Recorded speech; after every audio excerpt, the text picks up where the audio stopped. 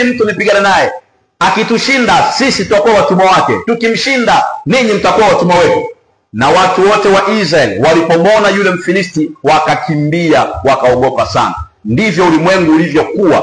Tulikuwa tukisikia Ibilisi anasema mwenye uwezo wa kunishinda aje apigane na mimi, tulikuwa tunaogopa na tulikuwa tunakimbia na kufichama. Lakini hapa Daudi alipoyasikia hayo maneno, maandiko yanasema akaenda kumkabili huyo Goliati, akampiga. Alipompiga Goliati na kumkata kichwa, yale majeshi yote ya Goliati yakakimbia, na kutokea hapo Wafilisti wakawa watumwa wa wana wa Israeli. Ndicho Yesu alichokifanya, kwa sababu takwa lilikuwa linataka mtu miongoni mwetu. Kwa hiyo ameuvaa mwili, amekuja kama mtu, akapigana na shetani kwa ajili yetu. Kwa hiyo alipomshinda shetani na mapepo yake wakawa tangu siku hiyo ni watumwa wetu.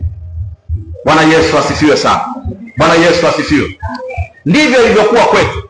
Alihitajika mtu miongoni mwetu mwenye utayari na mwenye uwezo. Hizi ni sifa ambazo mtu aliyekuwa anatakiwa kupatengeneza mahali palipobomoka alikuwa anatakiwa kuwa nazo. Sifa ya kwanza ilitakiwa awe mtu ni miongoni mwetu. Nimekuonyesha kwa sababu aliyeharibu ni mwanadamu. Kwa hiyo Mungu hatakiwi kuingia kwa jinsi ya roho kutengeneza. Kama anatupenda aje kama mwanadamu atengeneze. Kwa sababu ya pendo akaamua kujishusha, akajinyenyekeza. Na maandiko yanasema alipoonekana na umbo kama mwanadamu alinyenyekea. Kwa hiyo Yesu akaja kama mwanadamu miongoni mwetu.